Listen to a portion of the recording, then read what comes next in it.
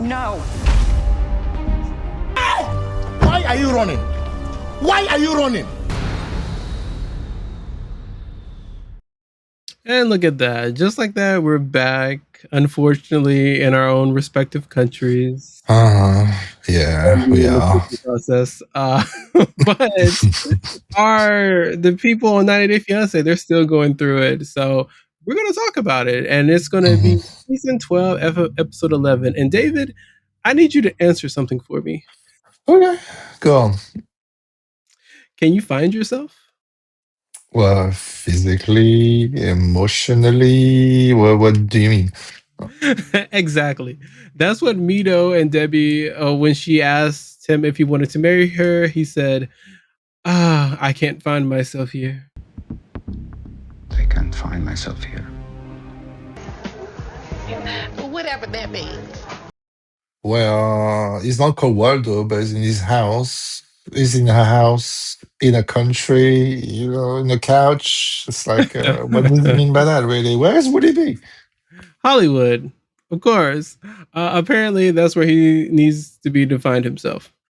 So he can find himself in a marriage, but he can find himself at audition in commercial. Yeah. Yes. It doesn't make sense. None of it. No. But yeah, let's get into it. Also, can we talk about the fact that Mido's agent was just like, "Oh, I think you're a very attractive guy," but Brad Pitt. You are hot. You're good looking. What you say? You will be my agent? I don't know. I just felt that he was not a real agent, but maybe someone took from the production companies because what the hell? Yes. All right. Well, the first couple we're going to talk about is Marissa and Edward. We're going to get to the meat and potatoes of Mido and Debby a little bit later. But we need to start with Marissa and Edward because this was genuinely one of the most painful things I think I've watched in a while. 90 Day Fiancé. David, please explain to the people what Marissa's problem is. Okay, her problem is, I cannot say this. I think she thinks she's very smart. Shady little boots. Tiny little shady boots. In the shade. No, I'm serious. She sat down and said, that's her words. I note them down. My relationship with Edward didn't bet on intellect. Your relationship that you chose multiple times. You flew back and forth. You applied for the K1 visa when the visitor visa got denied. You did all of this, and now you're realizing the conversations aren't intellectual. Make it make sense. Yeah, if you're intellectual, just how do you forget to check whether the person you're bringing over can talk to you? Yeah, that's the thing. She's diagnosed the problem like she's proud of the diagnosis. She's like, I've identified that my relationship lacks intellectual depth. Okay, brilliant. Well, who built this relationship? Also, she said the relationship was based on physical attraction. She said that out loud. Yeah, she admitted it, and she's not embarrassed about that part either. Nah. The part she's embarrassed about is that her friends might notice. The friends. I'm sorry. Okay. Yeah, the friends. Here's the real quote. My friend group, they're a bunch of successful women and men, and we talk about sophisticated things sometimes. Yeah, sometimes. She said that sometimes. We didn't see it there, but she says sometimes. Yeah, sometimes. Not even all the time. Sometimes they talk about sophisticated things. The rest of the time, I assume they're talking about the same nonsense everyone else talks about. But Marissa is terrified that Edward can't keep up with their sophistication. Oh, yes. Oh, God. She told him what topics he's not allowed to bring up. Just like, We're not, you're my partner in this, so I want to just make sure that you're mingling. Like, these are my people, you know? Okay. So, like, try to, don't make every conversation about baseball, because you love to do that, and ask more about, like, them and get to know them. Yes, she gave him a list. She told him not to talk about golf. She's curating his personality like a dinner party playlist. Edward, you can discuss the weather and your feelings about me. Nothing else. Stay in your lane, please. Basically, this is not a relationship. It's a crash course in PR. That's what it is. And here's the plot twist. Her friends actually called her out. Her friends sat her down and basically said, "It seems like you're embarrassed of him." The people she was supposedly trying to impress, they saw through it immediately. Mm, yeah, but I don't like the friends. I'm sorry. I felt they were so shadow, just like judging, just like, oh, is it was fault all the time now? Mm-mm. Yes, that was such an awkward situation, It and was. they were asking Edward like who cooked and who did this and who did that, and it was just I don't know, it was an awkward amount of television. I asked who's the cook? Who's the cook in the family? He didn't know what that meant, but who makes dinner? He said you make very good dinner. And he likes your meat. He likes your meat, Marissa. I like his meat. Oh no. So It she's sort was. of creating this problem that does not exist and then blaming him for it. Yeah, she said the audacity to say like, right now I'm not my best. Just in this his fault. Just like what? Not your best Girl. because you exhausted him for managing everything in his life since he came back. Really. Yes, Edward, if you're watching, you're fine. Go play golf. Find a Mm. nice woman who doesn't hand you a list of forbidden conversation topics. Yeah, I agree. I mean, Edward seems like a genuinely nice guy who just wants to love Mm. her, and she's over here treating him like a fixer upper. She Mm. bought at a discount. He's great. I just need to renovate his entire personality and social skills. That's not how it works, girly. Oh gosh, this is harsh but true. Just do what you need to do. If you don't like him, just let him go. Because certainly a lot of people, and we saw this in a lot of comments, actually found that it was such a sweet guy. So he will find someone. He's definitely a fan favorite this season. And Mm. no, I don't think. I'm not sure she'll find anyone else because then she have to admit she made a mistake, and Um, intellectual people don't make mistakes, David. yeah, they just make 6 months error in judgment. Just judge the other person. Really, oh, it's never the fault. It's always someone else. Always. All Okay, right, let's go. so we're gonna talk about David's favorite person on the show, Mido and Debby. This time, was he wasn't staring at himself, unfortunately. We do Mhm. love a good Mido soundbite. But Oh, prepare we do yourselves have some soundbite. Mm. prepare yourself emotionally. Yeah, well, I've been preparing since episode 1, since I haven't liked him since then. So go ahead, let's talk about this. Fair. So Mm. Debbie takes Mido to a wedding venue as a surprise because nothing says I'm giving you space to decide like an ambush wedding venue. Yeah, she's not giving you space, just giving wedding brochure. At first, I thought she was going to choose the French Quarter Chapel like we did, but we know how that Oh, turned out. God. Oh, yes, that was a That's a nightmare. story for another time. But Mhm. throughout the entire episode, Debbie says, and I'm quoting it right here. He's never once said he wants to marry me, and I wish Mm. he'd be as excited about me as he is about acting. She is narrating her own disaster in real time. Let's be honest, she knows. She really knows.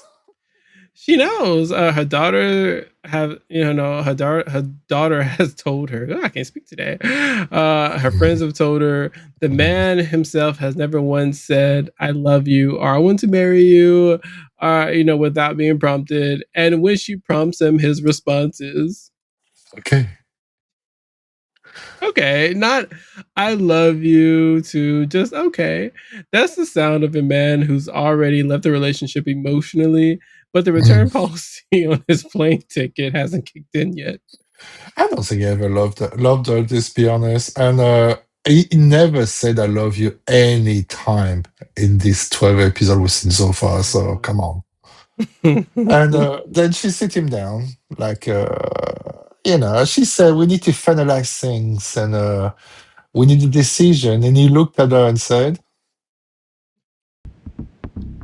I can't find myself here. yeah, what the fuck does that mean? I don't know. I genuinely, I don't know. It's the most profound nonsense I've ever heard. Where did he last have himself? I don't know. Did he check the car, the bathroom? I don't know. Yeah, I confirm myself here. So you're literally here. You are on television screen. I can see you. You exist. We actually see you everywhere. We're talking about you all the time. So what do you mean you confine yourself there? Do we have to put your pictures on milk cartons now? Okay. But here's what it actually means, and we know it. Debbie knows it. He wants Hollywood. He wants acting. He wants everything except Debbie. But Debbie is the pathway for him to have it, and he's not lost on that.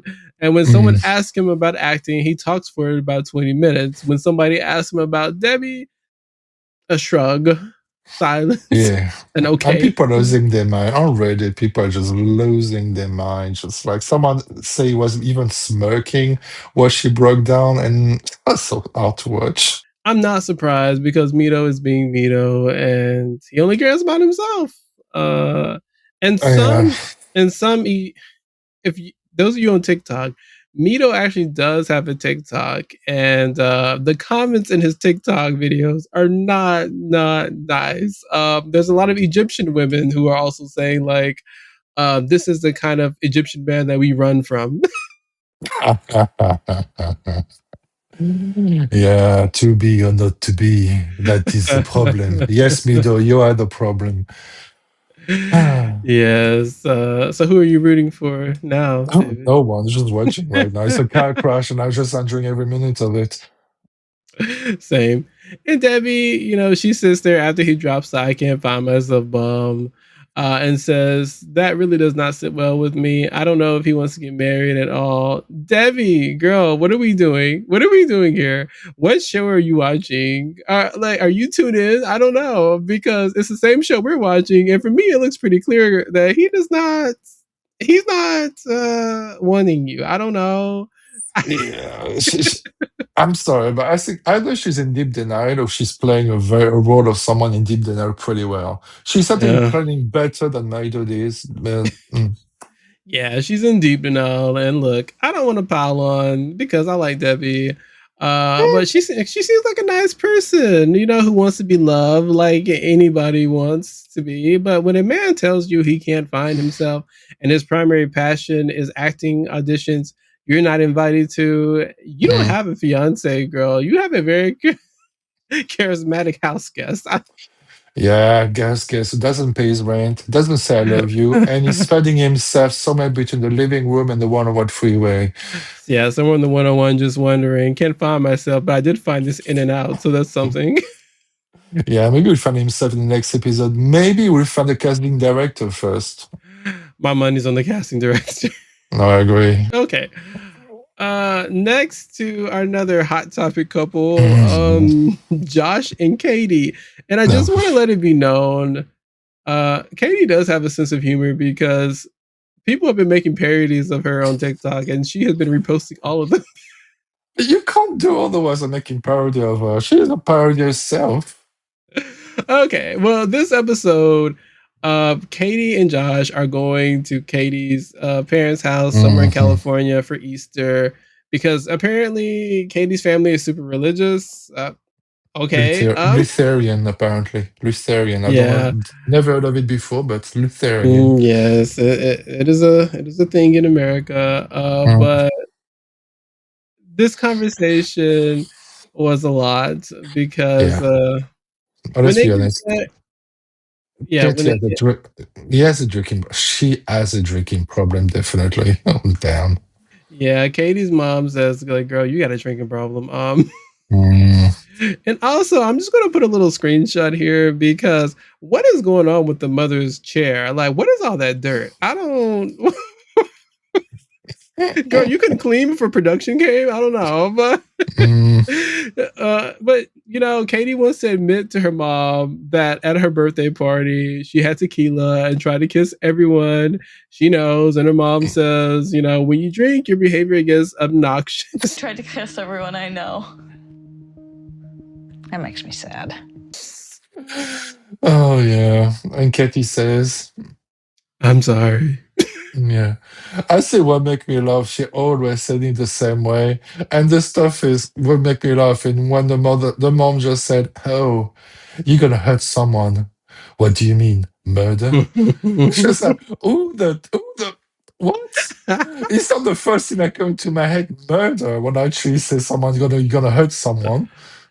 Yeah, and she always says it in the exact same tone, the same reflex, no Mm, change, nothing behind it. I'm sorry, and then she moves on because that phrase mm, has worked for her entire life. I'm willing to mm. put money on that. Yeah, she learned that from someone. I wonder who that is. Mm, From the mom, yeah. probably. You know, the mom is sitting right there making excuses about OCD. I don't want to blame OCD, but while Oh yeah. simultaneously being confused about why her daughter never faces consequences, ma'am, you built this system. You taught her Mm, that I'm sorry is a get out of jail free card, and now you're tired of the card being played. So you want mm. Josh to take over. Oh, Yeah, they don't want Josh to stay because then Katie is actually his problem and not hers. It's just kind of that's exactly it. yeah, religious people. The Mm, mom is exhausted, apparently, decades of this. She sees Josh, this sweet, naive guy from another country who clearly adores Katie and thinks, perfect. Here's a new person to handle her. Tag, you're it. yeah, that's terrible. Let's be Nothing. honest. I like Josh, and I want you to do what it takes to keep him because he's made you more stable as a person, and I don't want you to mess that up. It's terrible. It is terrible. And Katie is sitting there saying, I feel like I have to make these big changes in such a short amount of time. Girl, you had the entire relationship to work on this. 3 different people have now told you your drinking is out of control. The friend, Josh, and now your mom that we've seen. Like we probably haven't even seen all the people that have said this. Mm. This isn't a new problem for you. Like this is a long-term issue that you need actual help. You know? Okay, for Josh says she shouldn't get married now. Just go Mhm. to a specialist first because damn, it's gonna actually be a car crash again. Burn Josh. Mm, She needs rehab and therapy in that order. mm. Not a husband, not a 90-day timeline. She needs to figure out why she's drunk kissing strangers at her own birthday party while engaged. Also, she just mentioned that casually. I take it and try to kiss everyone, as if it's a funny story. Just okay. If he was a a, man, mm, a quirky antecedent. Oh, got wasted, tried to kiss the whole guest list. Anyway, what's for dinner? What do you guys think? Because mm. for me, I don't know. I genuinely don't know how you hear yourself say that and not realize something is wrong. I don't know. Yeah, it just seems like a good guy. He doesn't deserve to be a caretaker. And let's be honest, we saw some videos of his TikTok before leaving to the US, and he just looks so happy and so fresh instead of now he's just being the caretaker for someone more. Just weird. Okay, and next up we have Mallory and Rashid. Oh, sorry, baby. It's okay, baby. It's okay. Yeah, Mallory and Rashid, the prenup conversation part. What are we on now? Like part 8? Oh, I've lost count. Just Okay, so for those of you that haven't been watching, Mallory wants a prenup to protect her house and her brokerage account. Rashid feels disrespected because he left his entire life in Turkey, and honestly, I see both sides a little bit. She's been through stuff and worked hard for what she has. But what's funny is actually the nemesis, Rashid nemesis, just sided with Rashid, which was hilarious. Let's be honest. Did you ever take into consideration that he packed his whole life up to move here? Yes, Brandon, Mallory's old Brandon. friend, sat there and said, "This man gave up everything for you. Why can't you put everything into him?" And I respect Brandon for that. He Mm. stood on business. He's not a yes man. We love Yeah, to see that's it. yeah, that's a real friend, really. It just doesn't tell her what she wanted to hear. And we learned something good. He's an hopeless romantic too. Mhm. Basically, Rashid and Brandy should come together. Let's be honest. And Mallory response to all of this was, "You don't know what I've been through." Which, okay, fine, but here's the thing: if everything you've been through makes you incapable of trusting the person you want to marry, then don't marry them. Nobody's forcing you, girl. I don't. Yeah, in France, yeah, prenup exists, but they're not like weaponized like this. I don't think. Yeah, it's very American. The prenup has become like the normalized wall. And listen, if you're a millionaire, I get it. Protect your assets, girl, at all costs. But if you're an average person arguing over a house and a brokerage account, and you're so worried about, protecting what's yours that you can't even trust your partner, maybe marriage isn't for you. And that's fine. Not everyone needs to get married, And and Rashid did apologize to Brandy. I can't totally. I have to say Brandy because that's the way Yeah. I'm gonna hear about him ever again. Is Brandy. He did. Rashid apologized to Brandon. That was genuinely a decent moment. David even teared up a little. Yeah, I want to say I am sorry about everything. Because, I mean, I still understand that the whole situation is awkward for you. But the fact that you still pulled me aside to apologize, I appreciate that as a man. At least someone on this show can admit when they're wrong, Yeah, I think being someone who went through what Rashid went through and talking about like you move to another country and you actually have nothing behind because nobody actually understands the way you experience it. Actually, we saw genuinely on his eyes, he was tearing up looking at Brandon, and Brandon basically tried to be the big guy, but it's two people who finally realized that they are not bad guys, they're two good guys, and actually it's really nice to see. Yeah, I teared up a bit, But now let's talk about Annabelle and the other Shay. ones. Oh gosh.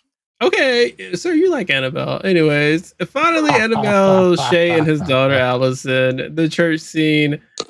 We're really glad that you're with us today. May you understand that your soul, your eternal destination is our number one priority. So we want you to know that you can have eternal life today. How many hours in But James is asking. Annabelle. Annabelle goes to church with Shay and Allison. She complains. She falls asleep. She makes faces. She complains more. And then later, Allison confronts her respectfully. I say for a teenager. Wait, is she a teenager? I don't. She's not a teenager. She's got two kids. Yeah, it is Kentucky. No Shay. What? It's not me. I haven't said it. It's the American guy. I'm from Mississippi, so I can say this. She was just sitting there rolling her eyes, and she wasn't even pointing her eyes when Alison was talking. I just love that scene. It was hilarious. Yeah, I understand Annabelle because I've been dragged to a few church services where I was just like, oh my God, it's time to go. You guys are doing But, I get why Allison was also annoyed because usually when you invite someone to something like that, like, you don't have to enjoy it, but you can at least be a little bit respectful, but for defense, I'm sorry, for defense, have you seen the lighting in that church? It's just everything was prepped for a nice little nap. I never trust churches. Well, I rarely trust churches, but especially the ones with those white chairs. No, it's giving. Don't drink the Kool-Aid. I would go there for the free food. Yeah. Well, anyways, Allison is like, you've been here 5 minutes and you're judging everything about our lives. That's a completely fair observation from someone who doesn't really want to. She doesn't really want her dad with someone. Let's just be honest. Yeah, not to be fair, Annabelle has been good for Shay in some ways. He's lost weight, apparently. He seems healthier, apparently. Allegedly. Allegedly, yeah. She clearly cares about his physical well-being, but she needs to understand he has a daughter. That daughter is is gonna be a little bitchy. She's gonna have to go toe to toe with her, unfortunately. But again, Annabelle and Shay are in their like 50s, so I don't know. Yeah, no. And TMZ, please, can we not have the knitting videos of Annabelle and Shay? Because we don't Yeah, need we to didn't need to see see that. no, we didn't need to see that. It was just weird. My cat does it better. Yeah. And I guess technically our last couple, I can't even remember they were in this episode. Sorry guys. Asia and Maxwell. Were they in this episode? They were. I'm going blank. I'm going blank. Aisha and Maxwell basically were not interesting. They actually they had a conversation with the mother, but No, they were. I remember now. It's clicking. Sorry, guys. We watched the episode like 2 days ago, but it's clicking for me that Aisha had a small little segment where she calls her friend back home. I don't know if her gay bestie or whatever, but he was going in on her. Like he was telling her she was dumb, she was stupid. Like, girl, what? You crazy. You went crazy. Yeah. How you acting is crazy. You like 12 years old. You done ran off and eloped. I have not eloped. I'm inviting you. We're having a small ceremony. I'm inviting you. You got a whole life over here. You giving up your life for this dude you don't even know? I do know him, and I'm not getting rid of my life. I'm making additions to my life. You done lost it. Bring it on down. This is a scamming going on here, and you don't even see it. I know. And I don't know where all these people in Alabama get enough money to all go to Nigeria last minute, but apparently that's a thing. I don't know. I was just how many people they bring together? Just like, do they have a group tariff or something? Yes, but apparently Asia is actually going to get married to Maxwell in Nigeria in a short amount of time. Now, if someone would have, nobody knows. Now, someone would have messaged me and it's like, "Hey, can you come to Nigeria next week?" No, like, when is that? Are you buying the ticket? I know. But good for them that they got it like that. But apparently Aisha's best friend brings everybody, and the confrontation will happen next week. But he was not having it on that phone. He was telling her like, girl, what's wrong with you? Like, are you dumb? I will get the last couple we forgot about, because we had the conclusion of what happened with the stepmother. And we actually kind of discover more about why the stepmother got really annoyed when she saw the pictures of the. What's the name now? Well, look, as someone who was adopted, I feel like it's not really. She shouldn't be mad that he also wants to connect with his birth mother. I just feel like, yes, you raised him. That's not going to take anything away from you. He has a right to know his birth mother. I agree. I agree with you on that. I just feel maybe it's maybe more understandable why maybe she actually acted that way. It was more. She said herself that she was there bringing him up when it was very, very dark time. We don't know what the dark time were. Yeah, they're not going to talk about this. Like, exactly. Stop coming on reality TV and not giving us all the tea. We're going to have to check on TikTok. We will know eventually. Okay. Well, that is this episode. We hope you guys enjoyed it, chit-chatting with us when we talk about trash reality TV. And we actually... Keep in mind, guys, we are not a 90 Day Fiancé channel, but we talk about everything, but we do want to do some trashy reality shows. You guys should give us some suggestions. We're not doing Love Island. No Love Island. No. But we want trashier than that. Sorry, we're open to suggestions. And well, I guess we'll see you guys next time, and subscribe, follow. It helps the channel grow, and stay safe. See you next Sunday. Maybe see you next Sunday. Bye. Bye.